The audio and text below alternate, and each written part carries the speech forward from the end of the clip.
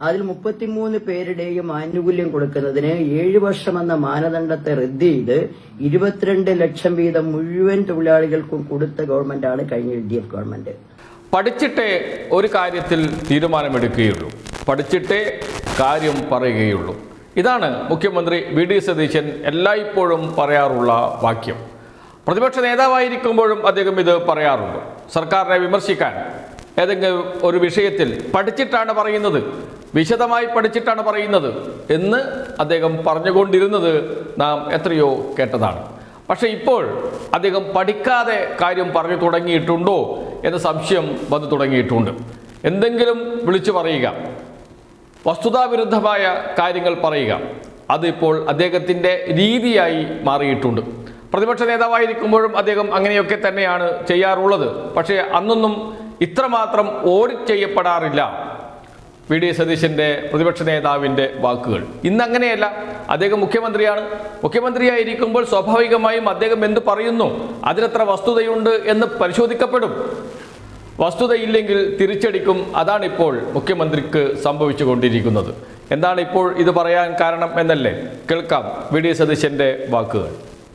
ഇപ്പൊ പറഞ്ഞു മത്സ്യത്തൊഴിലാളികൾ കടലിൽ പോയി കഴിഞ്ഞാൽ അവരെ കാണാതായാൽ പിന്നെ അവർക്ക് നഷ്ടപരിഹാരം കൊടുക്കണമെങ്കിൽ 7 വർഷം കാത്തിരിക്കണം എന്നുള്ളൊരു നിയമമുണ്ട്. 7 വർഷം കഴിഞ്ഞാലേ അവർക്ക് നഷ്ടപരിഹാരം കൊടുക്കാൻ പറ്റുള്ളൂ. അതൊക്കെ ഈ സർക്കാർ മാറ്റും, ഒരു സംശയം വേണ്ട. ഇവിടെ വിഴിഞ്ഞത്തൊരാൾ, മുതലപ്പുഴയിൽ ഒരാൾ, നീണ്ടകരയിൽ ഒരാൾ, 3 പേരെ കാണാനില്ല. 3 പേരെ കാണാനില്ല. നിങ്ങൾക്കറിയാമോ, കഴിഞ്ഞ 9 ദിവസമായി ഈ സംസ്ഥാനത്തിന്റെ ചരിത്രത്തിൽ ഇതുവരെ ഇല്ലാത്ത തരത്തിൽ കേന്ദ്ര സർക്കാരിന്റെ കൂടെ സഹായത്തോടു കൂടി നമ്മൾ തെരച്ചിൽ നടത്തിക്കൊണ്ടിരിക്കുക. എവിടെയാണ് 9 ദിവസം ഇതുവരെ തെരച്ചിൽ നടത്തിയത് കേരളത്തിന്റെ ചരിത്രത്തിൽ? എവിടെയാണ്? ഒരു കാലത്തും ഇത്രമാത്രം ഒരു ഗവൺമെന്റ് നഷ്ടപ്പെട്ടവർക്ക് വേണ്ടിയിട്ട് കുടുംബത്തിലെ ഒരാളെ നഷ്ടപ്പെട്ടതുപോലെയാണ് ഈ സർക്കാർ അവർക്ക് വേണ്ടി പരിശോധന നടത്തുന്നത്. കഴിഞ്ഞ മുഖ്യമന്ത്രി ഇന്നലെ പത്രസമ്മേളനം നടത്തിയപ്പോൾ പറഞ്ഞു, കുറെ ദിവസമായി 3 പേരെ കാണാതായിട്ട് ഒന്നും ചെയ്യുന്നില്ല എന്ന് അദ്ദേഹം. ഇത്രയും ആളുകളെ കാണാതെ പോയിട്ട് ഇതുപോലെ തെരച്ചിൽ ഇന്നും തെരച്ചിൽ നടത്താണ്. അപ്പൊ ആദ്യമായിട്ടല്ല 3 പേരെ കടലിൽ കാണാതെ പോകുന്നു. അപ്പൊ കാണാതെ പോയാൽ നമുക്ക് ചെയ്യാൻ പറ്റാവുന്നത്രയും പരമാവധി ദിവസം അവർക്ക് അന്വേഷിക്കും. ഇത്രയും ഒരു സംവിധാനം വെച്ച് ഇന്ത്യയിലെ മറ്റ് സംസ്ഥാനങ്ങളിലൊന്നും കടലിൽ കാണാതെ പോയ മത്സ്യത്തൊഴിലാളികൾക്ക് വേണ്ടി തെരച്ചിൽ നടത്തിയിട്ടില്ല. അദ്ദേഹം നടത്തിയ പ്രസംഗമാണ്. കടലിൽ 3 പേരെ കാണാതായി, ഇതുവരെയും ആരെയും കിട്ടിയിട്ടില്ല. അതേക്കുറിച്ച് വലിയ വിമർശനം വന്നു. തെരച്ചിൽ കൃത്യമായി നടക്കുന്നില്ല എന്ന വിമർശനം വന്നു. കുടുംബാംഗങ്ങൾ തെരുവിലിറങ്ങുന്നു, റോഡ് ഉപരോധിച്ച് പ്രതിഷേധിക്കുന്നു. ഇങ്ങനെയൊക്കെ നടക്കുകയാണ് കേരളത്തിൽ. പ്രതിഷേധ സമരങ്ങൾ മത്സ്യത്തൊഴിലാളികൾ സംഘടിപ്പിക്കുന്നു. അപ്പോഴാണ് വി ഡി സതീശൻ ഇങ്ങനെ പ്രസംഗിച്ചത്. എന്താണ് വസ്തുത? വസ്തുത വളരെ കൃത്യമായി കണക്ക് സഹിതം പറയുകയാണ് മേഴ്സിക്കുട്ടിയമ്മ. മേഴ്സിക്കുട്ടിയമ്മ 1ാം പിണറായി സർക്കാരിലെ ഫിഷറീസ് വകുപ്പ് മന്ത്രിയായിരുന്നു. ഓഖി ദുരന്തമുണ്ടായ ഘട്ടത്തിൽ എന്താണ് സംഭവിച്ചത് എന്ന് പറയുകയാണ് മേഴ്സിക്കുട്ടിയമ്മ. കേൾക്കാം മേഴ്സിക്കുട്ടിയമ്മയുടെ വാക്കുകൾ. കേരളത്തിന്റെ ബഹുമാന്യനായ മുഖ്യമന്ത്രി ഇന്നലെ നടത്തിയ ഒരു പ്രസംഗം കേൾക്കാനിടയായി. അതിൽ അദ്ദേഹം പറയുന്നു, കടലിൽ കാണാതാകുന്ന തൊഴിലാളികളുടെ മൃതദേഹം ലഭിച്ചിട്ടില്ല എങ്കിൽ 7 വർഷം കഴിഞ്ഞാൽ മാത്രമേ അവർക്ക് ആനുകൂല്യം കൊടുക്കാൻ കഴിയുള്ളൂ എന്നൊരു നിയമമുണ്ട്. ആ നിയമം ഞാൻ മാറ്റാൻ പോവുകയാണ്. ആദ്യമായി അവർക്ക് ആനുകൂല്യം കൊടുക്കാൻ. ബഹുമാന്യനായ മുഖ്യമന്ത്രി, താങ്കൾ പറയുന്നത് മുഖ്യമന്ത്രി എന്ന നിലയിൽ വസ്തുതകളായിരിക്കണം പറയേണ്ടത്. ഓഖി സമയത്ത് നഷ്ടപ്പെട്ട ഡെഡ് ബോഡി 102ഓളം പേരുടെ ഡെഡ് ബോഡി കിട്ടി. 33 തൊഴിലാളികളുടെ ഡെഡ് ബോഡി അന്ന് കണ്ടെത്താൻ കഴിഞ്ഞില്ല. 142 പേരാണ് ആകെ നമുക്ക് നഷ്ടപ്പെട്ട ആളുകൾ.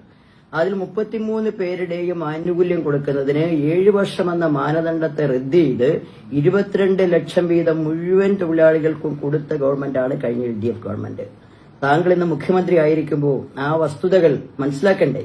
മനസ്സിലാക്കിയിട്ട് വേണ്ടേ പറയാൻ? അത് മനസ്സിലാക്കാതെ ഞാൻ ആദ്യമായി ഇത് മാറ്റം ചെയ്യാൻ പോവുകയാണ്. അപ്പൊ കുറച്ച് അനുയായികൾ കൈയടിക്കുക. അപ്പൊ വസ്തുതാവിരുദ്ധമായി കാര്യങ്ങൾ പറഞ്ഞ് ജനങ്ങളെ തെറ്റിദ്ധരിപ്പിക്കുന്നത് അങ്ങൊരു കലയാക്കി മാറ്റിയിരിക്കുകയാണ്. നിർഭാഗ്യവശാൽ ആ സ്വഭാവം അങ്ങ് തിരുത്തണം. മറ്റൊന്നെന്താ, അങ്ങ് പറഞ്ഞു ആദ്യമായിട്ടാണ് ഡ്രോണും ഹെലികോപ്റ്റർ ഉപയോഗിച്ച് തൊഴിലാളികളെ അന്വേഷിക്കുന്നതെന്ന്. നിങ്ങൾക്കറിയോ, ഓഖിയുടെ സമയത്ത് വെരി ബിഗിനിങ് അടുത്ത ദിവസം തന്നെ രാവിലെ തൊട്ട് എയർഫോഴ്സിന്റെ സംവിധാനം, ഹെലികോപ്റ്റർ, അതുപോലെ തന്നെ നേവി എല്ലാവരും സജീവമായി രംഗത്ത് വന്നു. കേന്ദ്രത്തിന്റെ സഹായത്തോടു കൂടി അത് പറ്റൂ.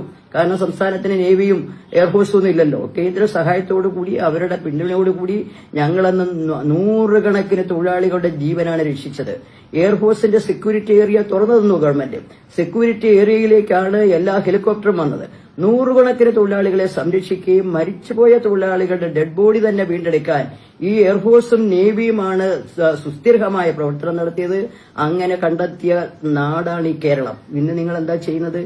ഇന്ന് 9 ദിവസവും 8 ദിവസവും ഒക്കെ കഴിയുമ്പോൾ ആ നഷ്ടപ്പെട്ട തൊഴിലാളികളുടെ ഭാര്യമാർ കടപ്പുറത്ത് വന്ന് സമരം ചെയ്യേണ്ടി വരിക, ഫിഷീസ് ഡിപ്പാർട്ട്മെന്റിന്റെ മുന്നിൽ വന്ന് സമരം ചെയ്യേണ്ടി വരിക. ഇത് കേരളം കണ്ടുകൊണ്ടിരിക്കുകയാണ്. ചരിത്രത്തിലാദ്യമായി ഞങ്ങളിത് ചെയ്യുന്നു എന്ന് പറയുമ്പോൾ വസ്തുതയുടെ പിൻബലം വേണ്ടേ?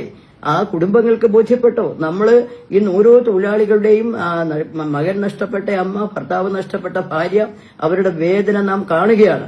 നിങ്ങൾ അന്വേഷിച്ചില്ല. മറ്റൊരു മന്ത്രി CP ജോൺ അവിടെ ചെന്നു പറഞ്ഞു നാളെ 5:30 അന്വേഷണം തുടങ്ങും. 10 മണിവരെ തൊഴിലാളി കാത്തു. ഒരു സ്കൂബ ഡൈവിംഗുകാരും വന്നില്ല. തൊഴിലാളികളാണ് നേരിട്ട് പോയത്. അപ്പൊ ഈ ഗവൺമെന്റിന്റെ കാര്യക്ഷമത എന്ന് പറയുന്നത് നമ്മൾ അനുദിനം അനുഭവിച്ചറിഞ്ഞുകൊണ്ടിരിക്കുമ്പോഴാണ് ഇത് ചരിത്രത്തിലാദ്യമായി എന്ന നുണപ്രചാരവേല നടത്തുന്നത്. നിർഭാഗ്യകരമാണ് അങ്ങ് ഇങ്ങനെ പറയുന്നത്.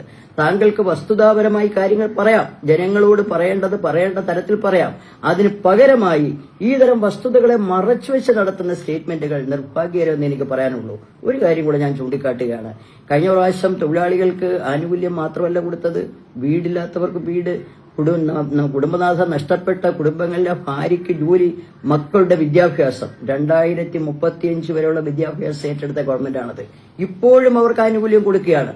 13.5 കോടി രൂപ പ്രത്യേക അക്കൗണ്ടിൽ ട്രഷറിയിൽ നിക്ഷേപിച്ച് 2035 വരെ ആ കുട്ടികൾ, 6 മാസമായ കുട്ടികൾ, കൈക്കുഞ്ഞുങ്ങൾ, അവരുടെ വിദ്യാഭ്യാസം പൂർത്തീകരിക്കുന്നത് വരെയുള്ള പണം നിക്ഷേപിച്ചൊരു ഗവൺമെന്റാണിത്. അത്തരത്തിൽ ദീർഘവീക്ഷണത്തോടു കൂടിയാണ് LDF ഗവൺമെന്റ് സമയത്ത് ദുരന്തമനുഭവിച്ച തൊഴിലാളികളെ ചേർത്ത് പിടിക്കാൻ, കരുതലോടെ അവരെ സംരക്ഷിക്കാൻ, അവരുടെ കുടുംബത്തെ നിലനിർത്താൻ നടപടി സ്വീകരിച്ചത്. ഇതൊന്നും അറിയാത്ത അങ്ങ് ചരിത്രത്തിൽ ആദ്യമായി എന്നൊക്കെ പറയുന്നത് കേട്ടപ്പോൾ സങ്കടം തോന്നി. അങ്ങ് വസ്തുതകൾ മനസ്സിലാക്കണം. മുഖ്യമന്ത്രിയാണ്. താങ്കൾക്ക് വസ്തുതാപരമായി പറയാനുള്ള ബാധ്യതയുണ്ട്, ഉത്തരവാദിത്വമുണ്ട്. അതങ്ങ് നിറവേറ്റണം എന്നാണ് എനിക്ക് പറയാനുള്ളത്. എന്തിനാണ് ഇങ്ങനെ മുഖ്യമന്ത്രി VD സതീശൻ വടി കൊടുത്ത് അടി വാങ്ങിക്കൊണ്ടേയിരിക്കുന്നത്? വസ്തുതയെ പറയൂ, സത്യം മാത്രമേ പറയൂ, പഠിച്ചിട്ടേ പറയൂ എന്നതൊക്കെ അദ്ദേഹം നേരത്തെ പറഞ്ഞ വാക്കുകൾ അതെല്ലാം ഒരു പാഴ്വാക്കായി മാറിയിട്ടുണ്ട് എന്ന് വേണം കരുതാൻ. ഇപ്പോൾ അദ്ദേഹം ഒരു കള്ളനും പോലീസും കളിയിലാണ്.